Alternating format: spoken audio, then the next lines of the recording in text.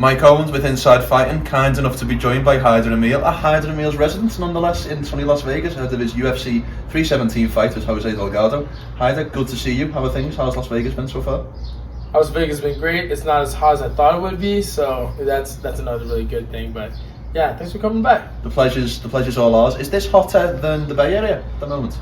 Yes, it is. It's way hotter. The Bay Area is like 70 degrees right now. Well, okay.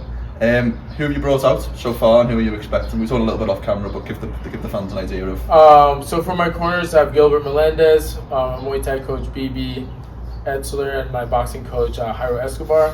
Right now, I have my buddies and training partners, my business partner as well as my girlfriend here over, and so Gavin and Sarah and Steve. You're kind of the new generation of the scrap pack. And obviously Gilbert's coming out. Are we expecting Jake? Are we expecting Nick? Are we expecting Nate? Pretty sure they'll be by. Yeah. Yeah. It's a big fight week, so I'm pretty sure they'll be here. Do you train with those guys often? I haven't recently, but I used to all the time. We have a lot of history together throughout the years. Also, you know, like if you want a good cardio test, you go over there, and if you want a good cardio boxing test, jiu-jitsu test, that's the place to go to. 4-0 in Las Vegas. I mean, undefeated in your career so far, but 4-0 in Sin City, all of which have taken place in the Apex. How do you feel to be finally fighting in front of a sold-out arena in the T-Mobile? Oh, I can't wait. I feel like I fight even better in front of a stadium. One of those guys who like the best comes out under those lights. And the Apex, I'm not gonna lie, it just kind of gets boring just to get warmed up, and then after the fight, you're like, yeah. You know, there's somewhat of a crowd, but you know, it's still exciting to win in stellar fashion. However, if I did that 38 combo in front of 20,000 people, that's a good point. Tell me they won't lose that. Tell me they won't repost that. Tell me I wouldn't be a bigger fight. You know, bigger star. You know, exactly. So, you know what? I put a chip on my shoulder, honestly, and I'm ready to show it. I've worked hard. I fought through a lot in my last fight. I've overcome a lot, and now I'm healthy in every way. So. You guys are going to see something crazy. Have you ever watched the fight in the T-Mobile? And if so, what's the biggest fight you've seen in there? I watched Conor McGregor get submitted by Nate. I've watched Jorge Masvidal. I wonder who you were cheering on there. What's that? I wonder who you were cheering on there. Conor McGregor versus Nate Diaz. I put a bet on Nate. Yeah. And he was 4-1 underdog, and I came up pretty big, so it was nice. But yeah, it was exciting, and honestly, I have some Irish friends also, and it was crazy just being so yeah, it got a little crazy here and there, but it was all good. It was a lot of fun. So, and I saw Jorge Masvidal finally knock out Ben Askren. I believe that was there. Yeah, it was. 239. Yeah, and that was the most insane moment I've ever seen live. Yeah. So I can't wait. I've fought in a big stadium before, in like Bellator. But that's nothing compared to the UFC, and so I can't wait for that. Before we talk about the fight, I'm intrigued to see what that tattoo says on your arm. It says, "It matters not how straight the gate, how charged with punishments the scroll. I am the master of my fate. I am the captain of my soul." How long you had that? That's my newest tattoo. What's your newest? It's the last stanza of my grandma's favorite poem. Oh wow. Yeah, so it's called Invictus. Wow. And it's so, it matters not how straight the gate, it doesn't matter what challenges or how big the challenge is in front of you. And how charge of punishments to scroll means the things I put me in, you know, because a lot of the times the things we punish ourselves because of our own actions. And that's why I am the master of my fate, I am the captain of my soul. I have within my power to overcome all those things. Wow. Because after my last fight, I don't know if you know what happened, but the 6 months before my fight, my best friend, my dog of 14 years, and my dad died before 2 weeks before the fight. I had a torn arm, I had injury in my whole camp. I have a torn shoulder, a torn knee, and so I had a big brace before the fight, and I still managed to beat William Gomez. And it was an emotional day because it was my late friend who died's birthday. And so I know his family was watching, so that's why I dedicated the fight to him. But now I've recovered from all that. I've gotten help, mentally, physically, spiritually, and I'm ready to show the world what's up. Well, that's incredible, and first, thank you for sharing that, of course. Jose Delgado, who you'll face on Saturday. I mean, he's further back in his UFC career, but obviously got a first round knockout in his debut. What do you kind of make of him and his style? Very good striker, pretty good jiu-jitsu guy. Pretty good jiu-jitsu, really good striker. Very running 4-5 knockout streak right now. He is probably very confident, very sharp fighter. But you know, you're in the big leagues, and I just fought like all the guys I've been fighting are very stylistically difficult, and William Gomez hadn't lost in 8 years. I just came from a war and a battle from a guy who beat Giant Chabrito, who beat Diego Lopez, you know, so one could say that's the level they're at, okay? And I beat him despite all those things I was going through.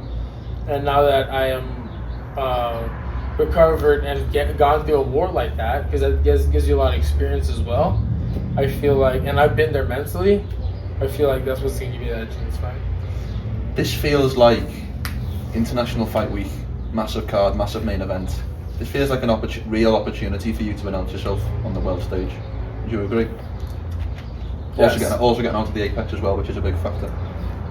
I think this is a great stage. I'm going to show the world what's up. I don't know if you've seen it in my fights, but the last time I was in stadiums in LFA, I blew the roof off the stadium every time, and expect me to do that again. What are you looking to show on Saturday night? Past the victory, past getting your arm raised, what are you looking to show in your performance? They're going to show that there's levels to this. They're going to show just, you know, that I'm way more highly skilled and tougher, and I just understand the game way better. A lot of people also sleep on the variety of skills I have. So look, I'm not saying I'm going to show like a master class of skill. Maybe I will, maybe I'll not. You have to do a lot of times what's necessary in a fight. You know, not always what's textbook. So again, with a guy who's aggressive and someone's like a warrior like Delgado, we might go fight tooth and nail from the very second and go all out for all those 3 rounds, you know? Yeah. I expect that. I've been through that. I just got through that, all right? So, and I'm the toughest motherfucker around. So anyone can bring that shit. And if you haven't seen me fight, hey, then you haven't seen fucking tough until you see me, all right? Very well said. 5-0, if you win this fight in the UFC, feels like a top 15 it'd be next. Is there someone got your eye on? Someone you think makes sense? You know what? I want to climb the ranks, but I want to fight someone with a bigger name. Like, yeah, people are like Eustace the Law, this guy. I'm like, yeah, but they don't really, like, no one really, like, realistically, no one really knows them, honestly. Like, no one really knows me, you know, like, I mean, somewhat. But I'm talking about, like, people who are really big. Yeah. I want to fight someone that I beat him, everyone knows that I beat him. So, Who do you think of when you think of that person? Brian Ortega. I want to fight Brian Ortega. He's from LA. I'm from the Bay Area. We should line it up. Chase Center, wherever, LA. I don't care. But I want to be like, who's king of California? I think, because I've done that in LFA. Yeah. The LFA, they had a guy representing LA and Bay Area. So I'm running that back number 2. I think that would be super sick, and everyone in the Bay Area wants that, and they want UFC in the Chase Center. If I were to make a little dream fight right now, that would be my next dream fight. Just please, that would be amazing. But again, I'll fight whoever's free with a bigger name, ideally. But again, I want to climb the ranks, so anyone in the top 15. There's the headline. First and foremost, Hyder Amil calls out Brian Ortega for next. But I wanted to ask you this: who's the greatest fighter to come out of the West Coast area? Who's the greatest fighter from the West Coast? Because a lot of people, like the Dagestanis, came to San Jose. Yeah. Yeah, but people who grew up and are like bred there and grew up there, you know, my coaches Gilbert, Jake, Nate. Now those are the first people who come to mind. Who else? Dominic Cruz is from San Diego. Yeah. Who else is from there? It's a difficult question, isn't it? I was struggling myself. Yeah, I couldn't think about it. But, you know, I want to be that guy. I want to be that guy for the Bay Area. I also want to be that guy for the Philippines. I was born in the Philippines, but I came here to the Bay Area. And the reason I represent the Bay Area so much, well, one, I never really like chose to do the Bay Area thing. I just ever since I was an amateur, they always had me representing on the flyers, Bay Area versus Central Valley, and I was always the front cover. They had me representing as a pro, Bay Area versus LA. And then everyone in the Bay Area, and then I sent a video out talking about the Bay Area, and then everyone, you know, all the fans were like, hey, like, I need you to do that more. Please keep doing that. So I'm like, I guess I'll keep on doing it. You know, sometimes you don't choose things. They just, like, I never even chose to do MMA. I never chose to do MMA or fighting. I literally sent an ad out. I needed to pay a job. I needed to get a job, pay rent. I needed to get a job. I sent all these ads out and on this website. Are you familiar with Craigslist? Yes. Yeah, so went through Craigslist and I needed to get a job where I could start working right away to pay rent. And then the gym hired me, and I was like, Gilbert Melendez's gym? I'm like, I might be too old to do this, but let's do this. And I was like 23 at the time, which is kind of old to get started back in MMA. Yeah, certainly. And I was like, but I started when I was young.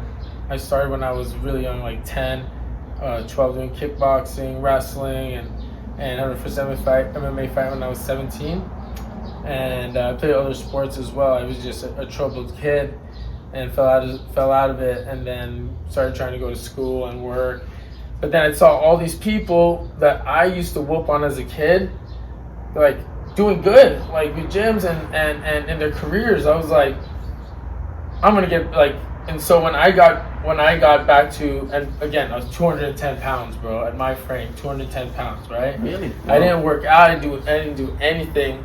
And then the El Nino hired me, and then I was like, all right, well, just take this as a sign. And so never looked back, lost all that weight, still undefeated. And then, you know, like the injuries and COVID kind of slowed me down a lot. I actually gave MMA one last shot in 2021. I figured I was just too old for MMA. I was just like, I need to get started with a career. But I'll just give this one last shot, and then won 3 fights in LFA in like 7 months, got into the contender. Now I'm too far in to turn back. So, you know, and two, I feel like I look younger now than when I did when I was 21. I'll show you, I have a picture of me when I was fat, and I had 15 white hairs. I was just not healthy, bro. And now I might have one. Exactly. And so, and now it's become more than just me. I've been able to help people, help the kids, influence people, help my family. So it's just been more about me. And when you live for others, when what you do has meaning, you have purpose. And man, that's just the icing on the cake on everything. So so man, that's why I love MMA so much. If it was just for the money or the shape, it wouldn't be, I don't know if that would be just worth it. I think just because it has everything else and all the little relationships you create with everyone on the way up. And bro, I'm from the bottom. When people say from the bottom, I'm from the third world bottom, brother. Yeah. And then by the grace of God, I came to Marin County, which is a very nice place to live.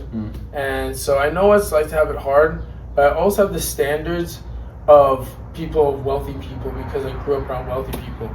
So I had to work hard to get what I needed to compete or whatever, you know? To date a girl, I'm like that poor, I had to work extra hard. So that's what happened to me. Plus, I grew up in different areas in the Bay Area. And if you know anything about the Bay Area, it's like there's a lot of different little cultures and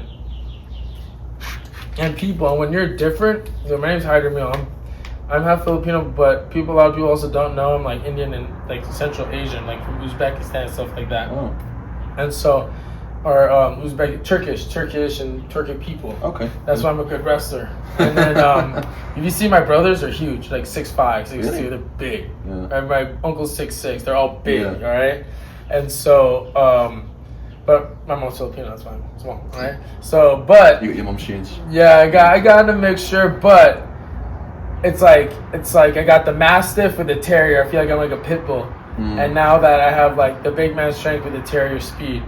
And I feel like that's what gives me this, like, in fights, just like what people say is like, you know, like, I don't know if you see, you know, how I fight. I come out there and I can bring it. But what a lot of people don't know, and if you see the early parts of my career, I know how to stick and move and dance as well. So if I have to do both, because I know Jose Delgado is a very, he's a high level striker. He can go both stances. He can dance on you. He can find the pocket. He'll fly near you. He's like Carlos Condit. He reminds me of Carlos Condit with his style. Yeah, I see what you mean. So yeah, hyper aggressive stuff like that. So I can't wait to tango. Last question from me. Thank you so much for your time. When Dana White comes in the media room on Saturday and is asked about your fight, what do you want him to say? What do I want him to say? What do you want him to be saying when he's asked about your fight? I want him to be like, holy shit, kid. That was insane. You know, that I've never seen anything. I got goosebumps. I gave him goosebumps for contender. I want him to have a reaction that, because he sees a lot of fights all the time. If you can get a physical reaction from Dana White, you know you did a good job. Yeah. So that's what I want. I love it. Hyder, thank you so much. It's been an absolute pleasure to spend some time with you this week. Have a great and safe rest of camp. Best of luck for the fight. Thanks, Mike. Thanks for having me. Appreciate you, my man. Pleasure. Thank you.